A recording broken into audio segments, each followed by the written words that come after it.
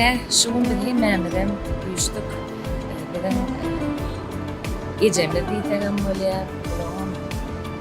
Mamaları, mama analarının yaş toyu 70 yaş jubileyini geçirýär.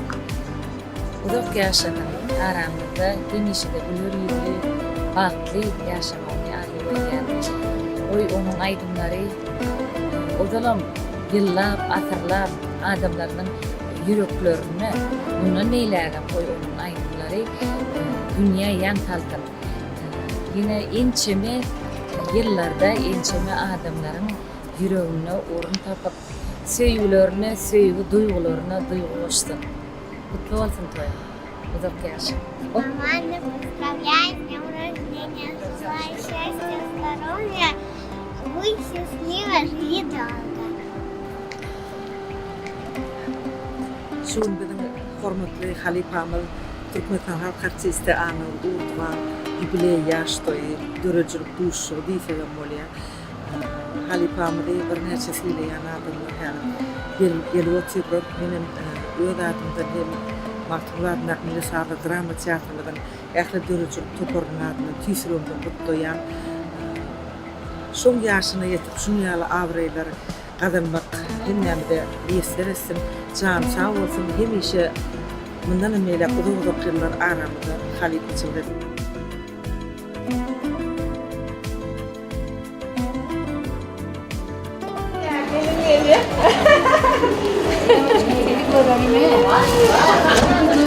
Bye.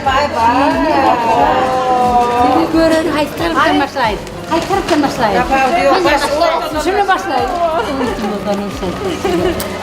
Это конты кряшли. Это кружечку. Devam et ısıtırsın. Gül. Yemek şahda yetirsin. Спасибо, sana değil. Canım sağ olsun. Aramı da inter döredip aramı da. Uzak yaşa. Canım sağ olsun. O donluğun yani. Yürüyüş verilmek dediği verir. Yüz köp falan. Köp olmaz. Спасибо. Dama şunyara odan yaşadık bolup an urdu kıymetlerin canı var piyasan. Aslan noya senin mi? Bana yeten o gün sonunda yetti. Aslan o hakikaten. Mutlu olsun, uzak yaşa dönüyün. Canım sağ olsun, başım dik olsun. Kara otarsın. Bal ver Zala. Спасибо. Gelin bir şeyler uşak. Спасибо. Спасибо, родная. Англик бар verin. Zala бар verin, девочки. Yine. Kızlar vattan gidin. Ok diye geçiyordun mu?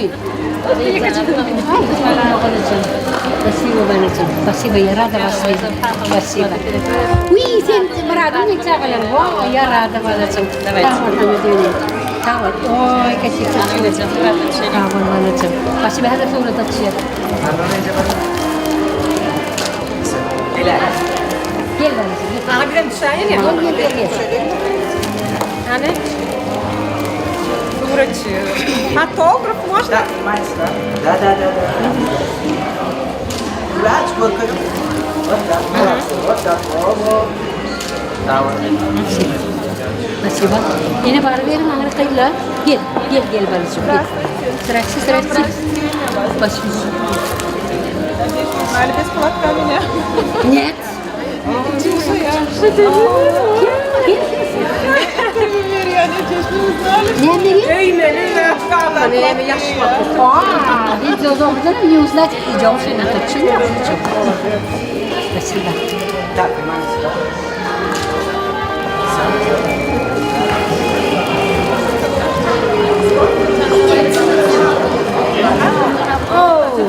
Mun gora bak diye diyor. Sarca şifa aydan ya sarca başarım.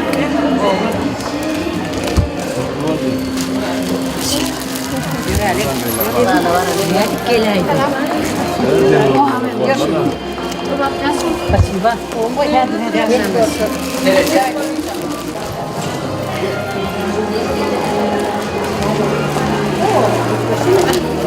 Hayırlar burada. Ay sana. Ay ya halpa yok ama. Bir bahane bilen. Tamam diyor. Yani ovadan olup 70 yaşlamalarlar. İşte kim değil? 18 yaş. Ya askerlik geliyor diye kalmış. Bil Kim değil? Bir bahane bilen görmezsen. Bütün toyuna kadar men bir seferin yerine. Pasiba.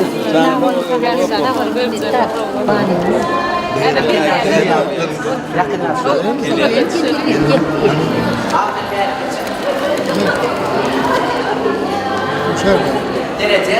Aha. Derece. Gene de beğen. Спасибо, родная. Спасибо. Все, вообще-то как бы нормально. Так, можно? Вчера на привет. Меня что ли? Нет, большая, я сзади.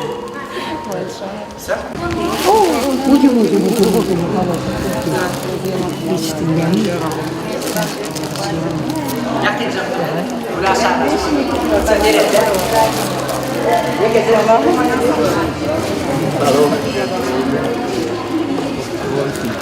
Yarasın mı sen? Ay una va şey yarasta var. Ona va şey yarasta mı yapar?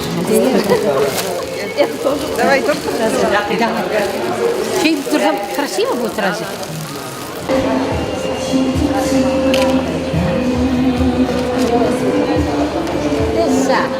Моя хорошая, я ромахында келіп Hayran kimin yan okşattın? Sana. Benim okşam, benim okşam. Gülşen. Ali Gülşen. Kumya dedim. Şu için nakıtat ki. Mama, o geldim de darik verdim. Bayram bir kutlu olsun. Yarıştayı tuttu. Anlatsan. Я срочно как мин позвал. Велай, добро. Нас не устраивает? Поздравляем.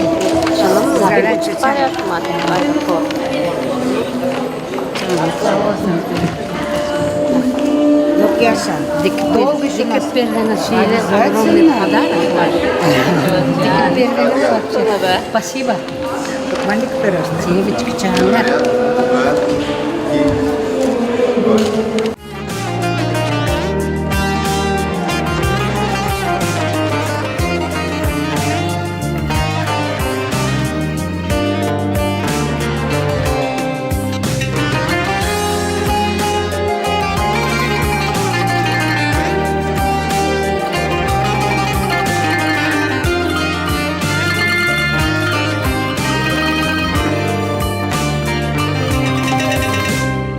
Ben seni sevmedim, eğer sevseydim oklardım özümü yüzümün hiyala. Senin hiyaladı gözlerim hakta. Men aydardım oşu hiyala. Yok seni sevmedim ben, yok seni sevmedim ben. Eğer sevseydim olurdum bir yeri şol sarı ayın. Bana yüzümü yasap verirdim. Kim o gözlerimin nurundan çaya bana yüzümü yasap verirdim. Kim o gözlerimin nurundan çaya.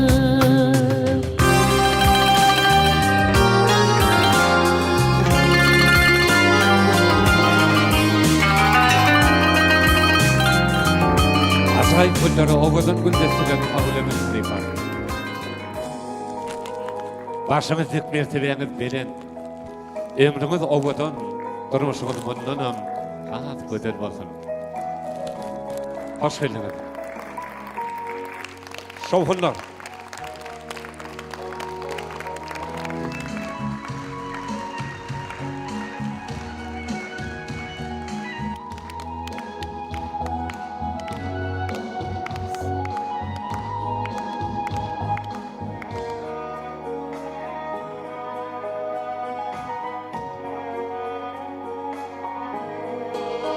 Assalamu alaikum hormatly mehriban dostlar, edil adamlar.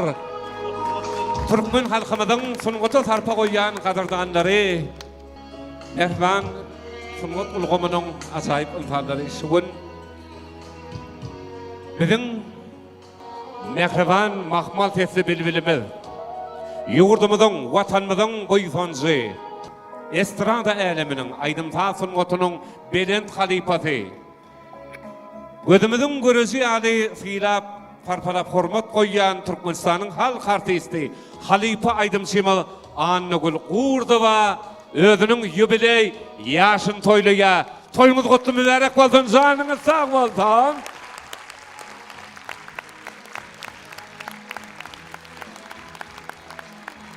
Hormatly adamlar, edi dogullar, ben kysgaça Annagül Ahmet'na, Annagül Zakabı'nın ömür beyanını aytsam 1951 yılın 10 iyununda Gödel paytahtımızda Aşgabat şäherine Annagül Gurdova dünya iniye 1974 yılın yılda da paytahtımızdaki Magtumullah adındaki Türkmen Devlet Üniversitesi'ne talipliğe kabul edilip hukuk Yuridiski şowaty hukuk fakültetine oturup näme hukukçy hünerini eladiýa.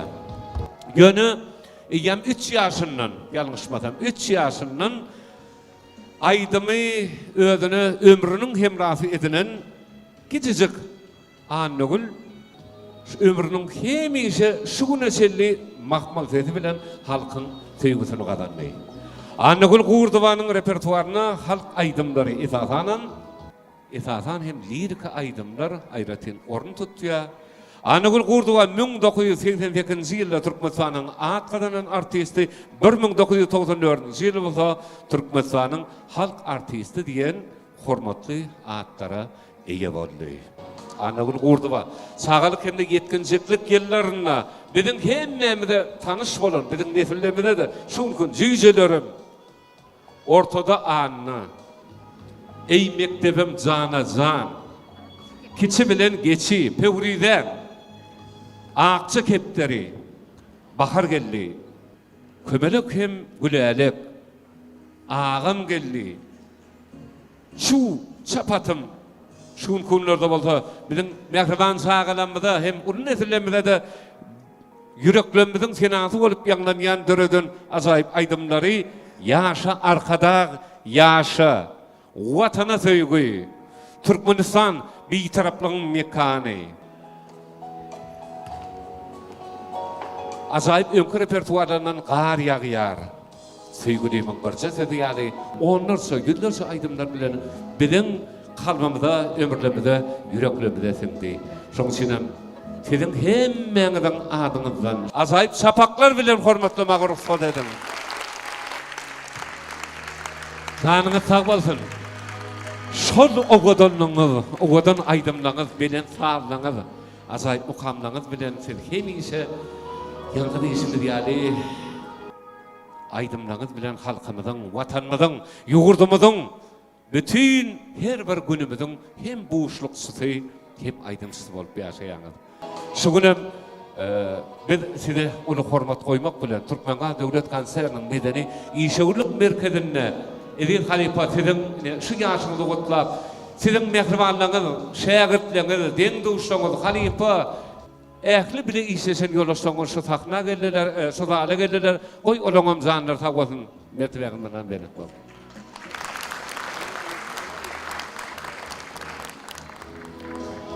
Hormat Halipa, ilki bilene şu günkü ajaýyp sizin ömrüňiziň, durmuşuňyzyň en bir bagtly ajaýyp toýlu gününde size Türkmenistanyň Ministerler Kabinetinin başçısının orunmasarının adından yürüyüte kutluqları, Çeylekem Türkmenistan'ın Kızılgarımay Cemiyeti'nin adından yürüyüte toy kutluqlarını hem de güldeselerini kabul etmenizi xahiş ediyen. Çeylekem Şuul Kunti'nin şu azayip davaralı toylu günümüzde Akürök'ten kutla mübarekler Türkmenistan'ın kardeşi arkadaşlarının Milli Merkezinin adından Milli Merkezin başkanının orunmasarı Tapar Ataberdi ve ulu hormat bilen söz berýär hem hormatly prezidentimin adından sizin şuňky toy günüňizde ýürüýte togutlarga uşurmaga ygtyar edelim. Şoňsyňam sanyňyz sag bolsun. Hormatly arkadaşymyzyň adından ýürüýte toy togutlaryny kabul etmeniňizi gaýyş edýär.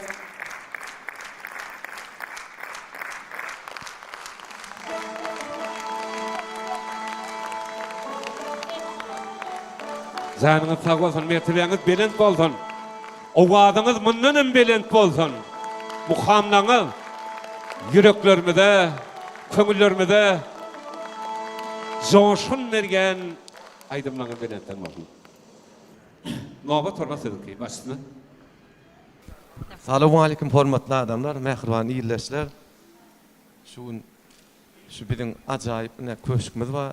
Türkmenistanyň Nebitqa toplumynyň ýa jep bar.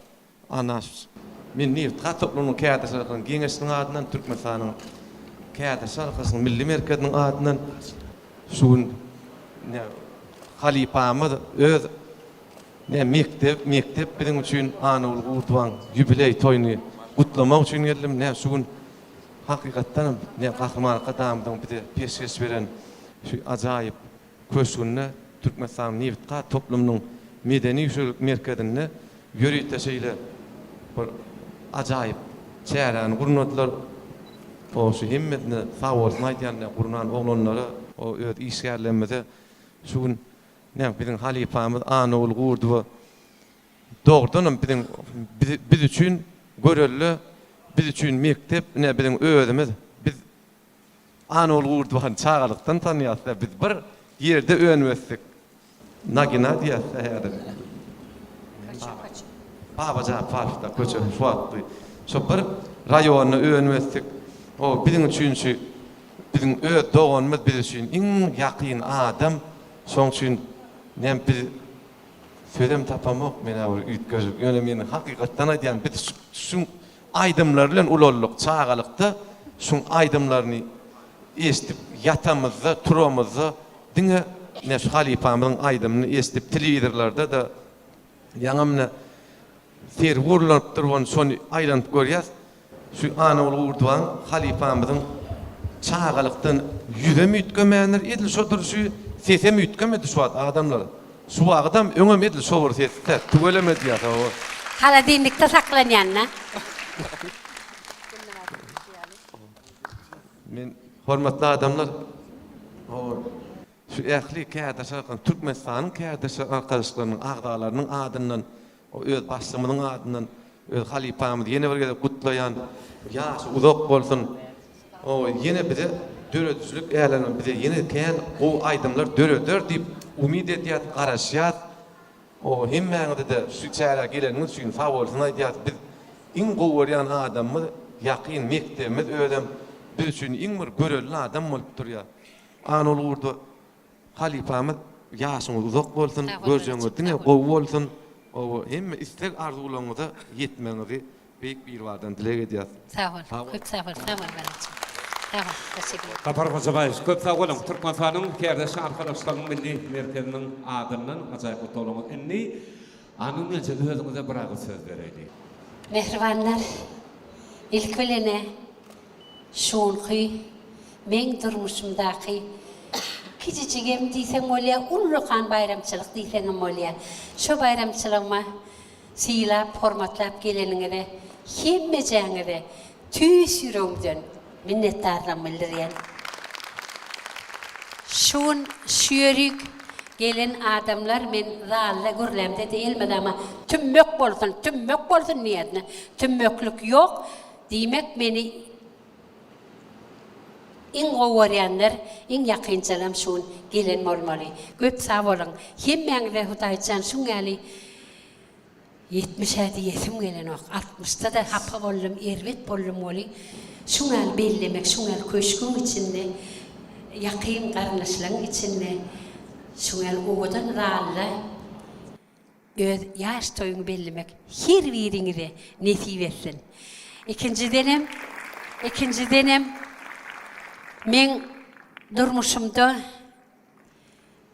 diyesim geliyade, sonku iş yerim, kan yerlerde işlemedim oli, sonku iş yerim, elmadamada diyedim de men şuur geldim, sonuna çeni şuurda olayar, şuurdana men gidiyen niyetim. Durmuşta da men aydım bilen geldim, aydım bilenim giderim, ona da men şuurdan gider niyetim de. Şoň üçinem şoňky jeparjan, şoňky ähli yol başçylara öz başlığıma toylujana ayratin köp sağoltun aydiyen tümüyledi.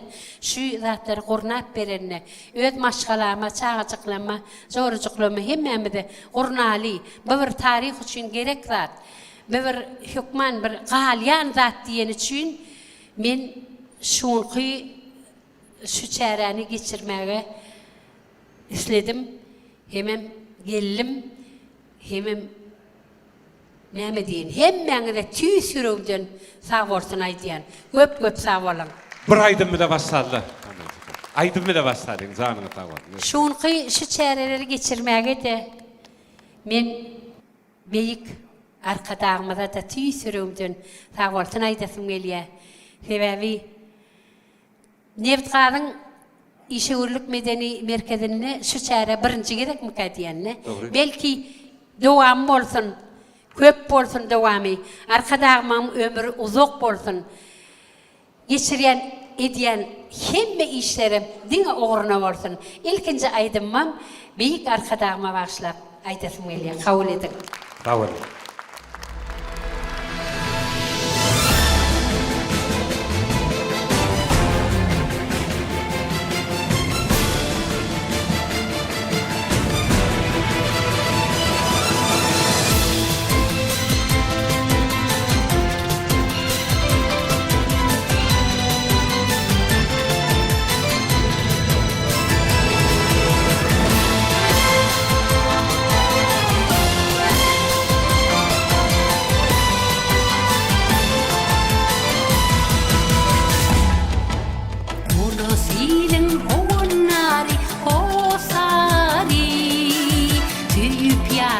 Söylüp yaşa arkada Alandan git nümlep dost yari Söylüp yaşa arkada Birine halkana olup mehriban Yurdakla zile ollun kahriman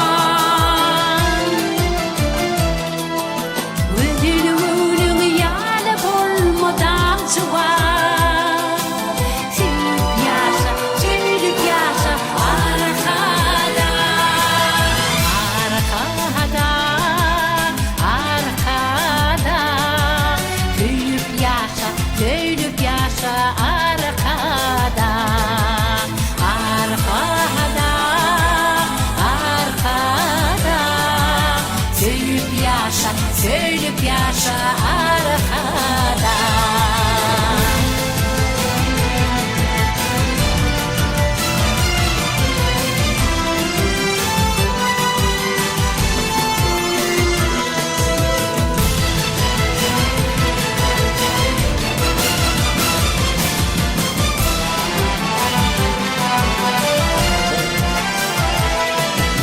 Öz halkına bahtiyarlık getirdin Türkmen adım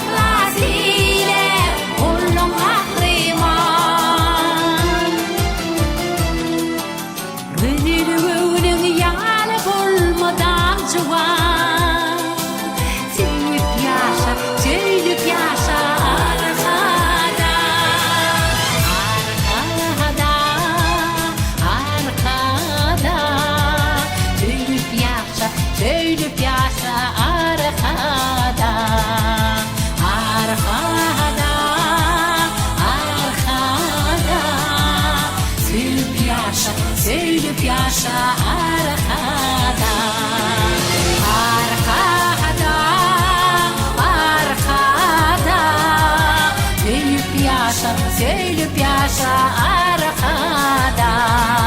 Şöhret verip bir karar Türkmenistan'a. Söylüp yaşa arkada. Söylüp yaşa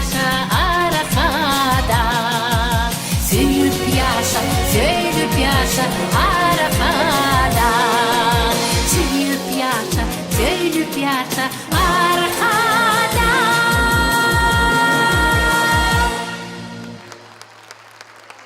Köp sağ olun. Bizi şu azayip günlere, azayip baktı zamana yetiren kahraman arkadağımızın başı dik bolsun. Canı sağ bolsun, yurdumuz abad bolsun. Köp sağ olun. Hormatly adamlar, inni sizin ünsüňizi halifamızın, hormat halifamızın ömür terjime halyna bir bagşanan özüniň bir ýürüýte şu günki dabara üçin taýlanan bir video roligy ünsüňizi çekdim diýilýär. Mümkin bolsa başlaýan.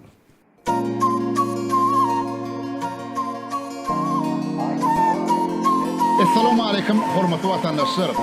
Bizim bu söhbetimiz Türkmen Aydym Tatyn gotunna öz bolşuny ýygy goýmak başaran halifa denen Türkmenistanyň halk artisti Anagul Urduwa.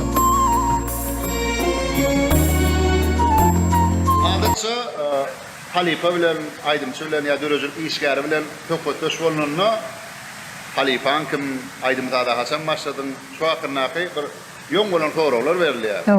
Men o sorawlar bilen başlajak däl. Ýöne onu da halifaňyz Aydymzada gelişiňiz belki muştoklar gyryklanlar ýa bolmamyk. Sözüňiň arasynda gysgaça aýdyp geçdiňiz. Men 51-nji ýylda eneden okuyanna. Onun ejemim ikinci çağatı. Menen Urs Bahar Gulcan, onun Andagul, onun Uradgul, onun Seyitki diyeceğim bir altı çağatı. Onun bir yaşımda kam, yanca oturyakan, küçücük radyo vardı ol, elmada ma biz duutardaki aydımlar dinleyen.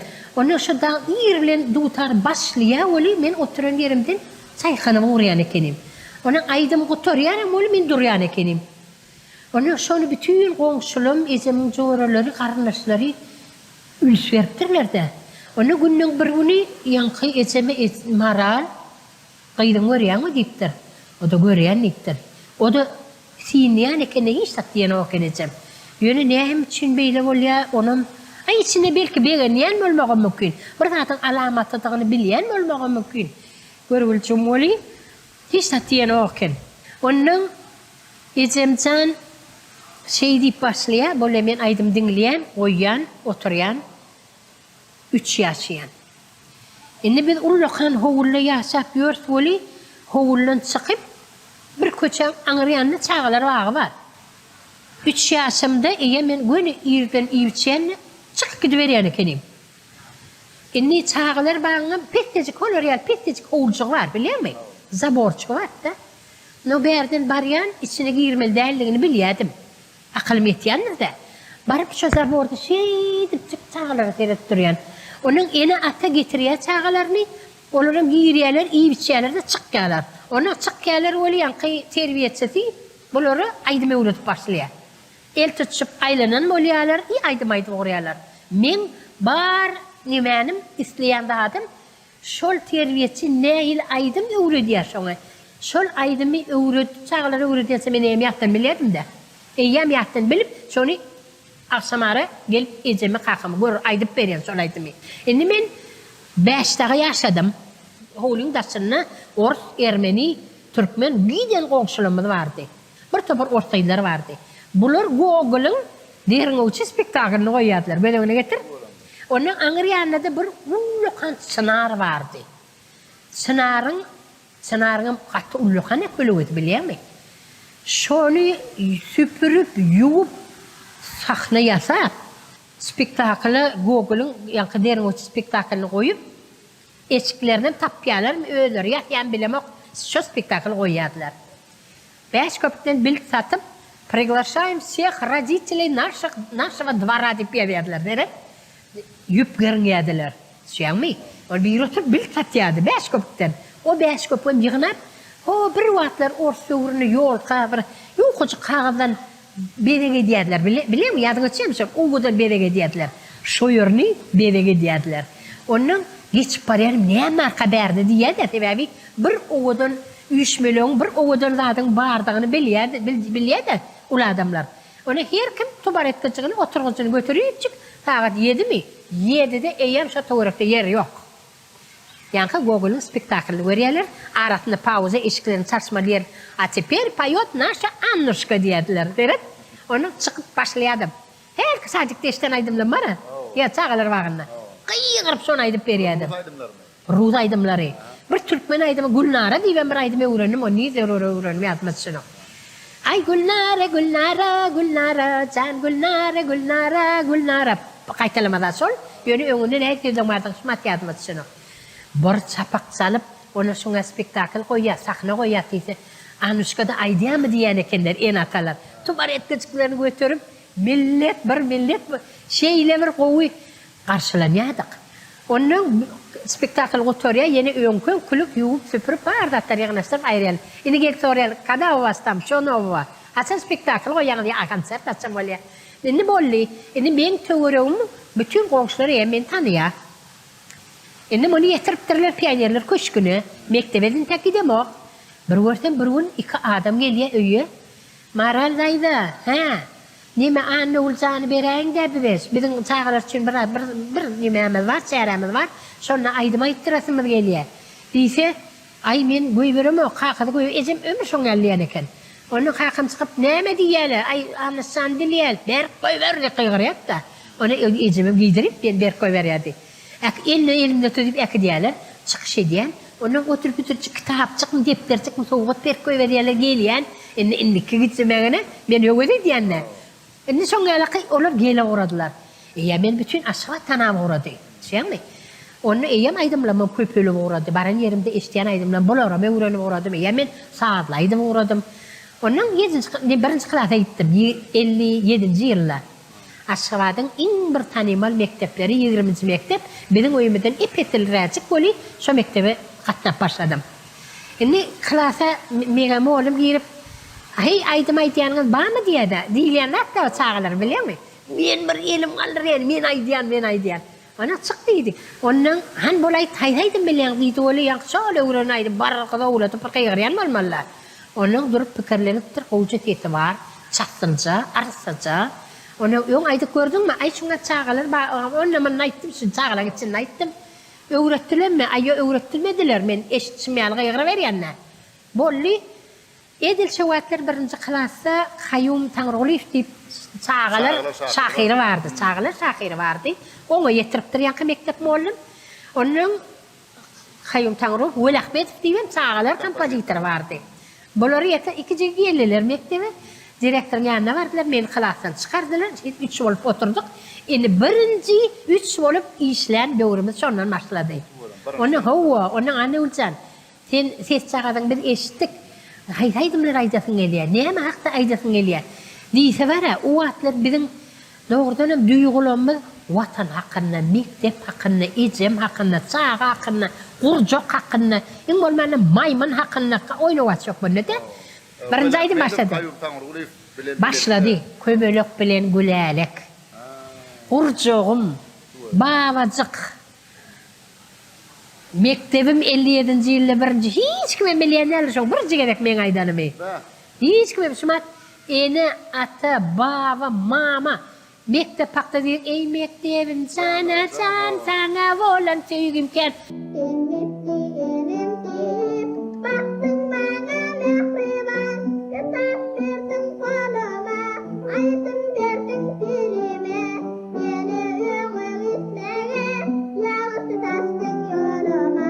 Ona bir kere kepleşik bollu ya men ullu khan moğlum adam khan poşoluk bilen Cumal Murat yadına düşeyemi. Ay ol bizim Türkmenin tarihinde yattın çıkmayacak adamlar da. Şimdi poşoluktan Cumal Murat kepleşik kaynap sonra koy dedi ona. Şulaydı mı dinle diye. İyi koy veriyor men aydım çağa dedim koy veriyor. Salkındağın tülgösi, koyri bağın kölgösi, kızıl yaşıl evityen, yadı vardır pevriden. Sırnak diye de onun bir karatçının bilen aydiyan malmallar. Onun iway diyen molya posolok. Kim şu diye öyle iway? Anne oğlum diyen diyen molya. İndim bunu dinle edip her kesefle bir kuple çıkayttırdı bana. Önne beler salkındağın çülgösi koyru iyem birazcık sağa tetler tonquz neme de tapavdı var. Şöyle anne ölü diyen niye mi o da? Vardın mı? Eden var. İkinci şeyle bir kadaklı gepleşkiler taniyatlarda tapmasa yali. Doğrudanım ulu adamın sesi bilen şöyle ses ütkötü de ütken yok. Men sesim ütkemenler Hudaya şükür sesim ütkemenler diye sağa tetler ulu sesin onu da tapavdı var olmalı. Şoň üçin mergencan inni yankı el tutuşup kayın tanrıgulları gölahmet katna veriyen morlular mektebe. Aydımlamaz köpöllü gitti, ana deydi, hiç bilen geçi deydi, bahar geldi deydi, piyanyer köşküm var deydi, Pevrüde dediğin zali ay men aydımlamın sani yok bolu da duruverdi.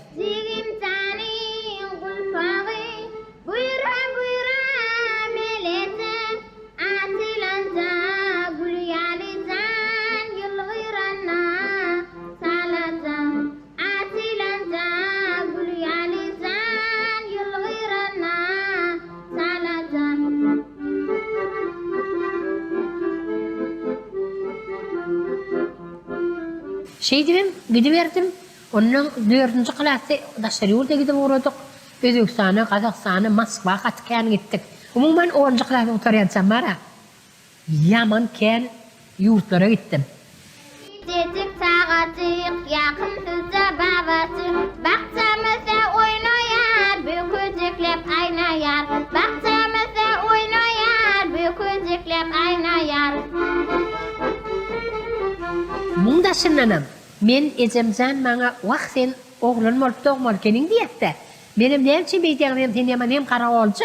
Hem giden yerinden getiriyen sağan diyedi. Sebebi birinci klasdan beni sesi kovucu deyip Türkmenistan piyanerinin radyoga vetine başlayat deyip sağılır için gepleşige başlayadık. Yadık radyoda.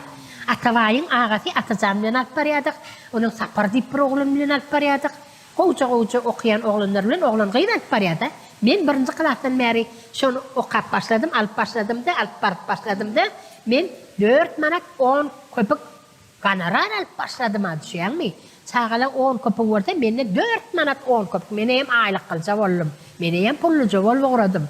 Öde eşiklemi ödüm alıp uğradım. Çok çünkü belki içim diyendir de giden yerine getiriyence deyip şuyan mi? Gonorar on kovuca verdi yasta. Onu eyyem ara 8, 9, 10. klaslarda Kümüşmeleyi ve bilyen morsan tanimal jurnalist, yazıcı, katı güçlü işleyen ayar var da radyoda. Şu görgülü bana ömür diyet de sen radyo televizörün içinden eriş arga sol geçik gidemdin deyip. Men onun övi işim var diyedim de. Baharım eliyede öyküleydim men bari işim radyo değil ya televizör değil men övi işim var. Üyümüm var, ecem kakımım var avda şükür. Mal aralamam var diyedim. İrden turmalı, hamir etmeli, birimiz ot koyverlik tayinlamalı, birimiz çörek pişirmeli. Birimiz düğet almalı, birimiz sığır sağmalı, birimiz kere yumalı, birimiz yeni vardat biz düşetmeli. 10 biri sen kutormalı, şöyle şey. 10 kıvalmaka ya mektebe etmeli. Mektepte de, men mektepte yankı aydımdan başladı. Tabii radyo katlayanım için, beni radyoda oynalayan sağlar için radyo oyunları oluyordu, biliyor musun?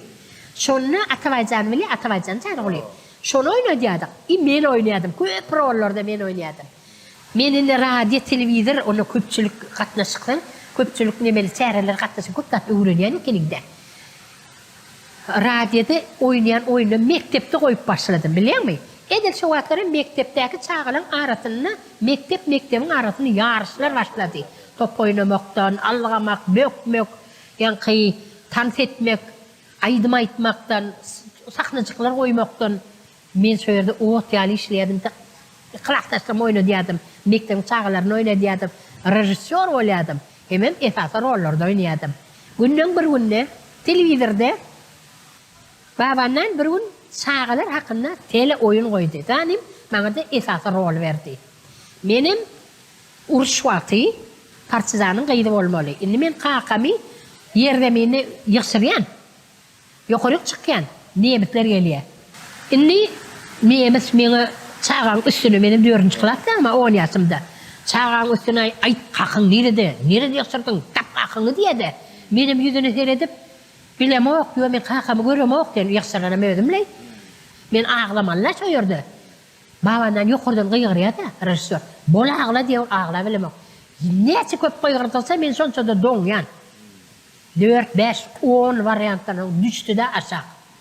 Men sana ağla diýenni, beytme de bar wagtymda gitti diýdi. Näme beýdiň diýdi. Men ağla bilem ok, men näme diýdim. Bir sarpyk salyp goýberdi. Bir sağa sarpyk salsaň näýlik bolar? Men ömrümde sarpyk almadym hiç kimden. Şöyle yüzüne teyretip bir böň urandyr.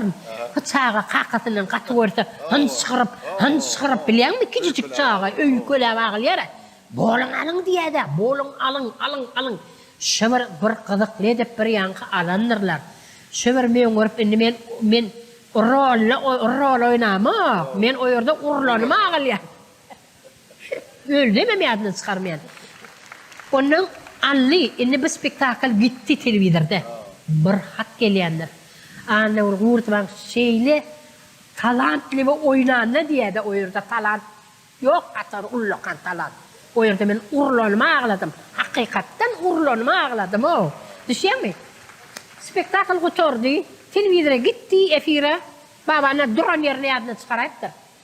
Men o gelip bir yalvarıp bağışlayayım, eğilim. Yok, o yadına da düşen o. Yani ben galli 4. klas oturdum mektebi. Gittim, buğdu oturdum o Türkmen Üniversitesi oturdum, Devlet Üniversitesi oturdum. Mol pişlep gördüm. Yani ben Moskva konservatoriya gittim. İyimde ağır yük deyip kino yanıyamısın. Babanla. Yani bununla da yadına düşen varsa, yalnızmayan adam mami, yürek beyle hiç iyileneme deyip bir aydım var da. Şu onu Moskvan Simfonik Orkestra'na yazdırdıptır. Şimdi bunu getirip kimin teysen koyacağını bilen okmuşsun. Gülcan Hummayedova koyduruptur, gövünü yetmendir. Yeme Şakberdeva koyduruptur, gövünü yetmendir. Birden beni adını çıptır, meni operna aydım çıtayla. Onun yazılışı katı yukarı notadan yazılan, onu teysemem yetecek kelemen. Anne ultabın diyemizde. Üniversitede ben deyip rektora da Moskva'da deyiptir. O anagramı da Moskva'dan geldi. O yerde yadan oğudan beni. Beni getiriyorlar anadan. Yürüyte bari. Yazıyorlar teyzem koydur. Ölü ayttım bunu. Yönü ervet olmadı. Şimdi kino götürdü. Aydım götürdü. Thomas günne. Babanla bir bari oturuşa gitti. Pevride. Inni oturup babanla yanımcağımda oturup nara alıp keve sıkıyada. İyi bana öttü. Anne Ulcan, kıydım. Narın soğutun soğuk içmeliyen mi oluyordu? Inni benim yankına idi suat aydayın da beni oranlı. Ben onu aytmasam o bilmediğim mümkün. Inni yankısıyla nara aldım da koydum. Elden aldım, koydum da. Hirettim de. Babanla isteydim ha. Sen burada tiyadına düşüyemi deydim. Bir şimdi durup başladım. Orla ne ederim orlayacak yani. Yok oğlum ne mi öyle deydi. Sen deydim bir vakit beni urdun da deydim. Ne de urdum deydi. Bu kırama bir adını düşünürken. Ay şunlar oyun mu öyle deydim. Hani benim şey ettim deyip senim şey ettin deyip. Vah deyip para. Beni küçük çağırı kucağına laf geleyen yalak olup. Bir gilek oldu da. Öldür men yadıma düşünük bağlayacağım deydi. Men deydi. Kino kendiydi. Haytalaklı yadımda kaldın. Sen yüzü gerek başladın gerek deydi. O ilkara ağladım o. Sından ağladım. Teyden urlanyalı oldum. Yönü şunu içimden çıkarıp sonra aydıp yatladanıma ben beğendim. O da ötünüş sonra değil. Ona teyden yarıştık diyen yani. Son mülenin kaldı. Niçin? Bilen. Pazarsta. Başladınız değil mi? Hani başladım. Aydım tatil için ne mi? Durmuş için ne mi? Vay. Balacığım. Bergen sen. Aydım sağ.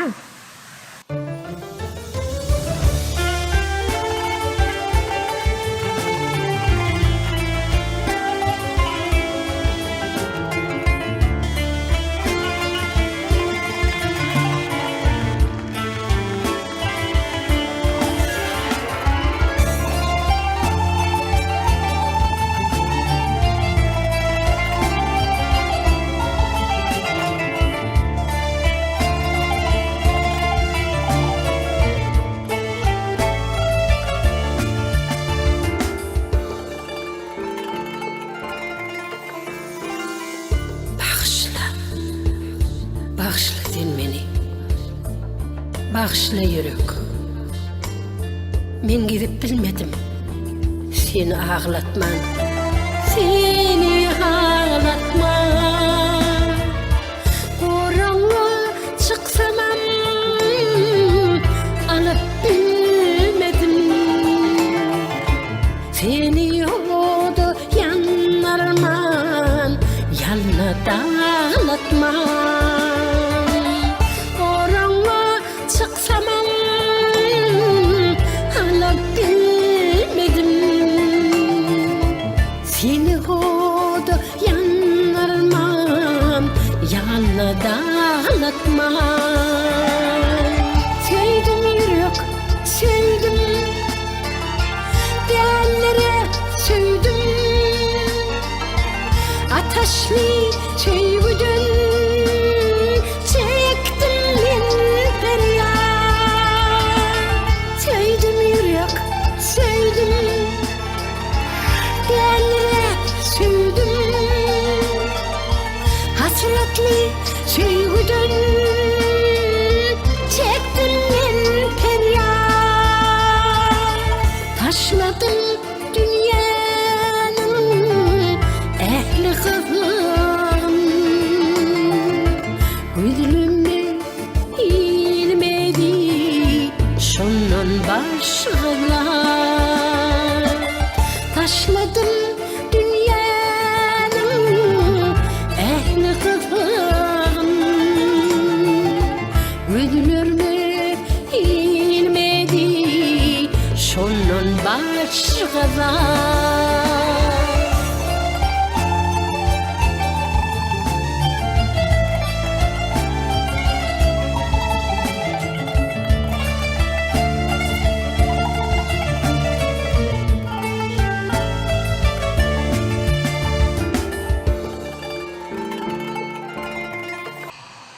Şün havada çörevim dudum hatta sağada maskalada erem diyeyim şolak hemmesi bana aydım tabi olayıptır. Düşünme şu at bana var ya şu at tədədən sonrasan sen aydım sayılacak mı ya durmuşu sayılacak mı deysen men maskalan saylardım. Diyelim böyle de.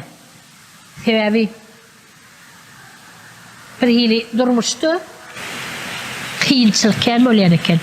Şu aydımsal sulgut elemini büyütülürken olyan eken. Şulatlar yaman kıyınan yanına. Bir vaatlar senin büyütülürüm ken olur. Perkelçiliklerim ken olur. Köprülürüm ken olur. Ağır olur diyen orada belki ben saklanıp maskalan saylan olmağıma mümkün de. Yönü ben beyle olur ötmedim de. Yönü yeni bir tarafı var. Şol büyütülür, şol perkelçilikler beni Hudaya şükür şu vaatga yeten dereceme yetiren olmak mümkün. Oldu valasam, ne doğradın benimle? Kanaatlandırdın mı? Kanaatlandırdım. Dalşa. Yavaş uşu. Adamda en goğurayan hayat ettiniz, hemen en yigreneyen hayat ettiniz. Ben goğurayan hayat ettim. Birinci. Adam sağda varsa goğurayan. Alçak varsa goğurayan. Hakikatçıl varsa goğurayan. Tilkileri yigreneyen de. Canım takka duruya da yalan söylüyor. Seni oynayacak olayan varsa ya köp bilmezçiliği diyen varsa. Hemmetinden beter ulumsuluğu yigreneyen.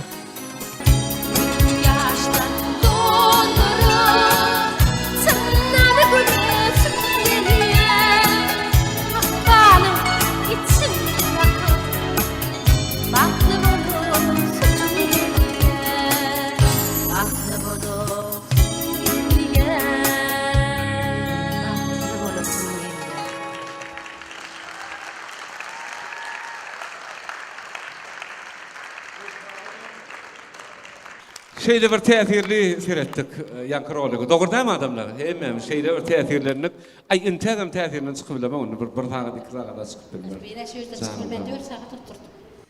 Yok. Bir saat Oo. oldur. Canım, Men tamam. tuğalı tam o kıysatmalı yerler kene kene yürü öçürdüler öyle. Yok hiç. Men düdelerin teyzene çenli. Her teyzene kralığı Teyzene çenli Yusuf'taylar. Teyzene kralığı Yusuf'taylar. İnşallah. Türkmenistanyň halk artisti Kerim Ilyazow biziň aramyzda. Bir geltene agamda. Hemen Türkmenistanyň halk artisti Sahydyrsyn Hojakowanym sabak sal çağıralyň. Kerimcan bile gelýäliň. Onuň kutlanmamyz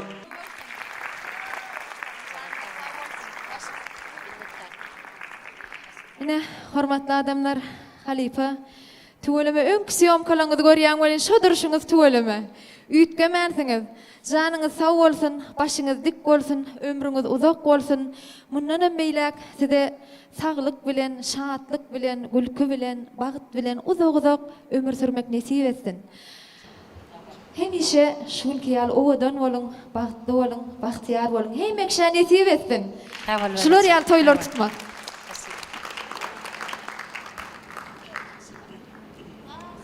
Men şu yerde vara ulluhan tawartyn aýdasym gelýärdi. Aýdymlanma köp aýdymlam, soňky aýdymlama köpsini hökmen kanon bardyr. Oran Kerimcan men nomerym görýändir, käwada alan ogam. Almasa da gorkya, jaň etmese, ya trupkan galdyrmasa, men soň aýdyr, maskara eder dep gaçýan bolmak mümkin. Ona zaman dedi, "Toğuncan meni gözletdiňmi?" diýen bolýar. Men Kerimcan, sen maňa gerek de näme aýdym ýazýarmy? A başga näme üçin gerek den maňa? Kanon gerek. Başga adam uğraşsam bolanokmy? Maňa original gerek diýen bolýar. Onu Kerimcan beýtmek aýlanan sen bolmasaň bolanok diýsem, ona wagtyny aýdýar. Hökman gelýärde men aýdymlama bir gyzyl çaýyk goýberýär boli. Kim dinlese, diňe Kerimdigini bilýärler-de. Pursatdan peýdalanyp şu ýerde baş egip saňa köp sagortyn aýtasym gelýär. Kerimcan, çaq kejijikliginden urorun, çalmal şu ýerde. Çalmarna urmarsyň ha weden bolýardy. Şondan bäri hem näçe ýyl bäri köpden bäri işleşip ýörse, Kerimcan ömrüň uzak bolsun balaçam. Elleriňe güller bitsin, ballar bitsin. Sen çalýan kanonyň dogrudanam original bolýardy. Şeýle gerek. Ogul çalsın, kim çalsın, şägirdi çalsın. Sençe hiç kim bolup bilmeýär. Şoň üçin ömrüň uzak bolsun. Elmydama meni tek Allahjan ýol berse, hälim aýtdyma aýdym bilen giderni. Şoň üçin gidýänçe men dilim gurulýança aýdarmykam diýen. Nime Muratjan ýalan söýleme şeýle gerek. Şoň üçin men seni tek ýene ken azar bererin boli şu sahnada boyun alaýda, söz beräýda, gelerni. Spasiba, ýaşyňyza bolsun. Ana ururdu halifamyz ilk bilen sizi tüýsürekden gutlaýas. O biziň ana mukamlar köşkümizin adından tubolama. Arkadamyň saýasynda bir näçe şu belli oğlan gyýdylar, ýetişdiler, o şägirtler. Ni arkadamyzdan özüňiz bilýäňiz halifa şägirtlik ýoluny birinji bilen öňe sürýär. Halifalara hormat goýun, halifalara tiýlaň diýip de öwüt ünne edýär. Bizem şondan uğralyp, o biz halifalarymyza başymyz üstüne täze bar diýär halifalarymyzyň. Şoň üçin siziň janyňyz sag bolsun, ömrüňiz uzak bolsun. Biz siziň ýanyňyzda saz çalmak bir wagtlar kiçijik arzu edýärdik. Ýöne Hudaýa şükür buň kunna şu zamanada o siziň halifalaryň ýanyna siziň ýanyňyzda saz çalýanmyda depemiz goýy etýär. Nesip bolsa janyňyz sag bolsa, janymyz sag bolsa, diňe saz çalmak diýilenler ulubag tawul. Saz çalyp berdimek, jaň etmek, habarlaşmak, aýdym aýtmak ol biz üçin ulluhan bagyt mertebe bolup dur. Siziň janyňyz sag bolsun. Onuň ýene bir zat ýatlaryň gelýän şu siziň ýanyňyzda köp sagdanlar saz çaldyda. Gurban Gurbanow, o Hakberdi Hudaýberdiýew, o Çary Hekimow, o Mişa, o Bayram Tağanow, onuň ýene de Mişa tırtır diýerler. O hemmeti saz çal. Şolaň içinden hem şu wagtda biz öz ýanym bilen getirdim. Bir el çarpalyň ana Muhammed ağa bar. Mişa Amanov diýär. Oňa madyndan gutlaýar. Hem Halipalan adyndan gutlama urfga dedin. O ýene köp ýyllar bile saz salyp watana, halka hyzmat etmek, her ýerine nesip etsin. Arkadagymyzda da şu medeniýet işgärleriniň adyndan, Halipalan adyndan köp sawatna diýär. Şular ýaly sahnalarda bile şular ýaly ajaýyp köşklerde bile işläp berse. Şoň üçin arkadagymyzyň ömrü rok bolsun. Ona gutly bolsun. Ýene de bir näçe ýyllar bu aýdymlar döredeli saz salaly. Zanın sağol, kutlu olsun. Sağol vereceğim. Sağol, han aydım aydiyenler var mı? Köp sağolum. Kerimcan sen aydım Aydım, aydiyen mi? yok ben hazır aydımlar aydiler. Bir yekisi yeni bir kutluğumuz var da, bir koğun şokunu sabaklamız. Bir hormatı İlyan Süleyman, Türkmenistan Halk Partisi Kağıdırdağı. Sizi görýänmidi öğrenşat başsını.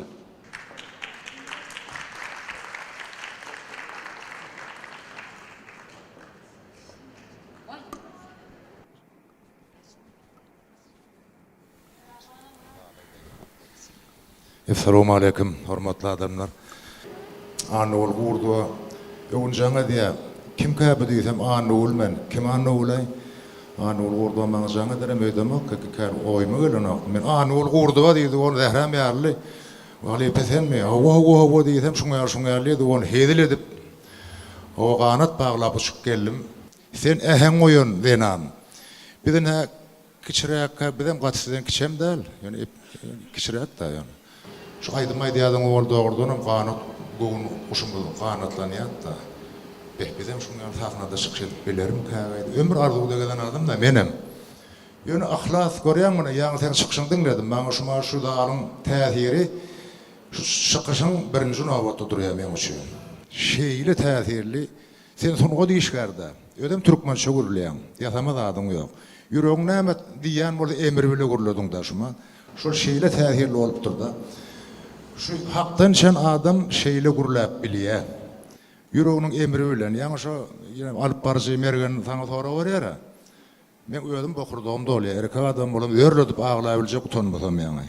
Aýdym taýyl oňup bilersiň diýär adam. Şonu dymdyňa. Hiç oňdurýan zat däl. Aýdym taýyl diýilýän gaty jadyly zat.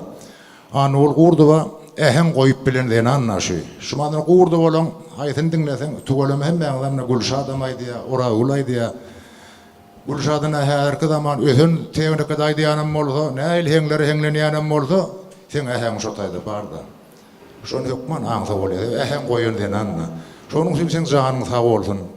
Tüýsürekden gutlaýan, ömrüň uzak bolsun. Hudaýyň beren ömrüni rahat ýaşamagy Allahdan dileýän. Zehiniň joşup dursun.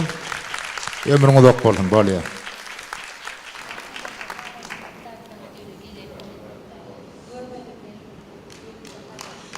Köp sağol, zanın sağol. Ne yankı aydımlamız var, şurada görüntü, hormatly mehmanlar, sağ olsun.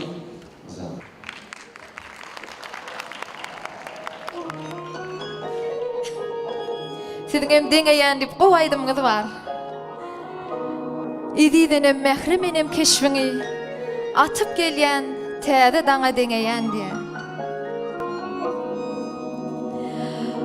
Yollarım izlantinsin, izlarım izlantinsin, izlarım izlantinsin. Balam deyip süzlentinsin, içim içim, canım içim, mehribanım kevem içim.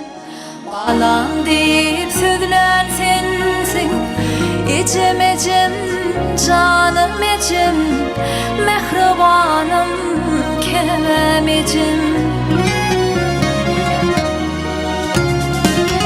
Bu paly dünýä indiren, mehr süýdünden kandyran, köňül arzumy ýetiren, içim içim, canım içim, mehribanım kevem içim. Bu paly dünýä indiren, mehr süýdünden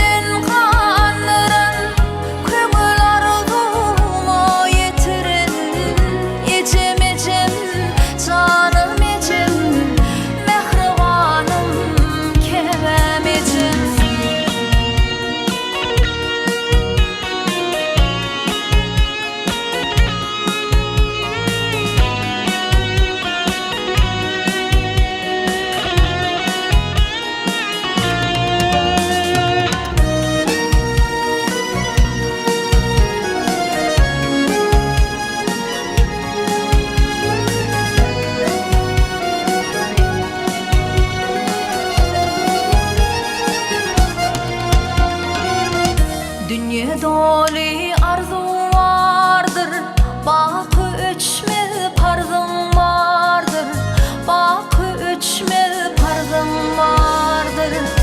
Üzüp bilmen karzım vardır, içem içem canım içem, mehribanım kevem içem.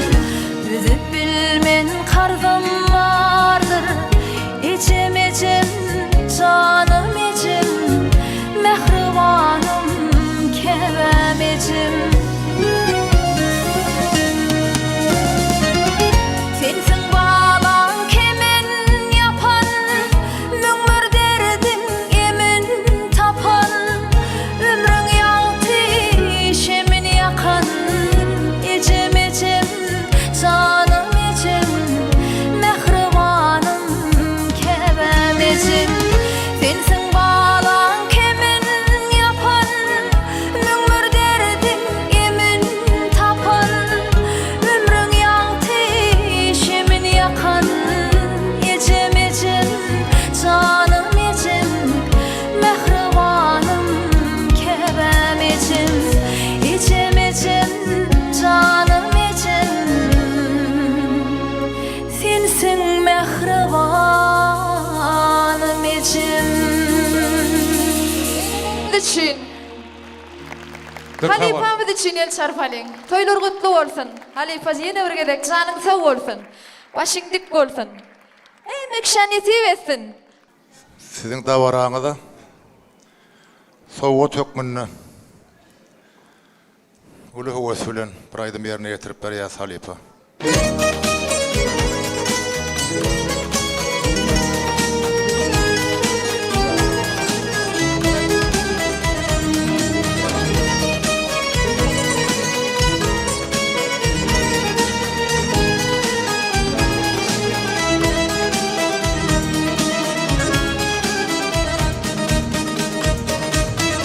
Gözlerine karamasa gözlerim, gördün eme canım o, görmedin eme. Yürekte yaşasa sırlı söylerim, diydin eme dilim o, diymedin eme. Yürekte yaşasa sırlı söylerim, diydin eme dilim o, diymedin eme.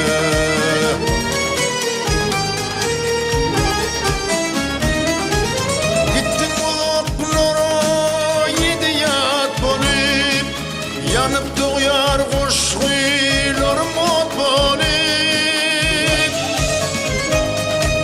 Halim soramızın dolanıp gelip, söydün eme yüreğim, söymedin eme.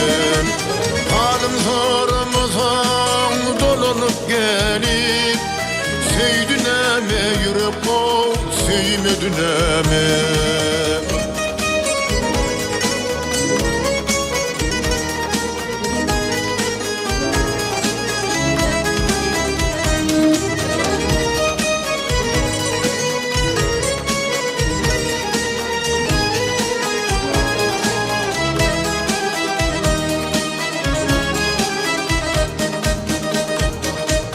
Dolulmaz yollara gidenimden son, kalbimde gül bolup bitenimden son. Olsa kursaktaki yürek taş deydin, vurdun eme canımı, vurmadın eme. Olsa kursaktaki yürek taş deydin, vurdun eme canımı, vurmadın eme.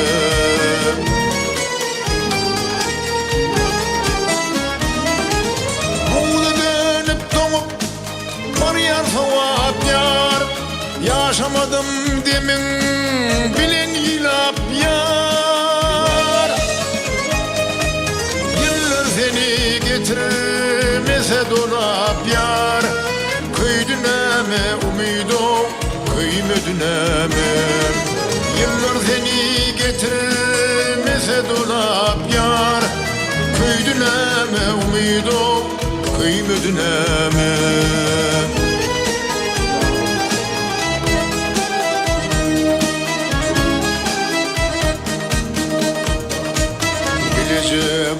duydum dünya gelin son manı açtı gelme dilim son Dolun sona bir didarın görüm son durdu neme yüreğo durmadı neme Dolun sona bir didarın görüm son durdu neme yüreğo durmadı neme kıydı neme umido kıymedı neme diydi neme dilim o diyemedi neme Köp sağ olun. Köp sağ olun.